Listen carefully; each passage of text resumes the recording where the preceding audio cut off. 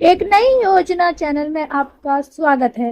दोस्तों, आज मैं आपके लिए कुछ ऐसी न्यूज़ लेकर आई हूँ जो कि बहुत ज़्यादा इम्पोर्टेंट है उन लोगों के लिए जिनका अकाउंट बैंक में अवेलेबल है। तो दोस्तों, अगर आपका बैंक में खाता है, चाहे आपका भारतीय state bank, Punjab national bank, ICICI bank या फिर एचडीएफसी बैंक में है, तो बैंक खाता आधार को के लिए 4 नए नियम लागू हो चुके हैं। अब आपको ज़्यादा चार्ज देना होगा और इस स्थिति में आप पर जुर्माना भी लगेगा। डेबिट कार्ड में लगने वाला शुल्क। बैंक के अधिकतर डेबिट कार्ड ग्राहकों को मुफ्त दिए जाते हैं, लेकिन कुछ मामलों में ज्वाइनिंग फीस, वार्षिक शुल्क और रिप्लेसमेंट चार्ज वसूला जाता है। एसबीआई बैंक कुछ डेबिट कार्ड पर 300 रुपए तक ज्वाइनिंग फीस और 125 से 350 तक सालाना शुल्क लिया जाता है। अगर कार्ड खो जाता है या बदलना हो तो 300 रुपए का चार्ज देना होता है।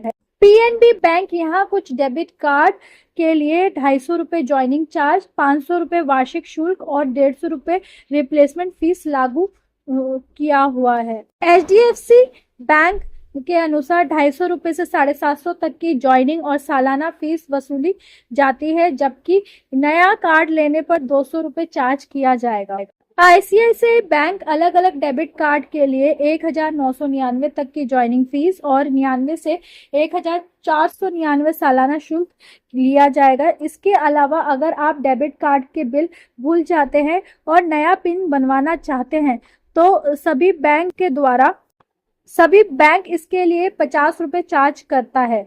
न्यूनतम बैलेंस नहीं रखने पर जुर्माना। हर बैंक के बचत खातों के लिए अलग अलग न्यूनतम बैलेंस मेंटेन करने का नियम होता है। अगर ग्राहक तय समय से कम बैलेंस रखते हैं तो उन पर जुर्माना लगाया जाता है। SBI bank regular saving account में न्यूनतम बैलेंस नहीं रखने पर कोई शुल्क नहीं लिया जाता।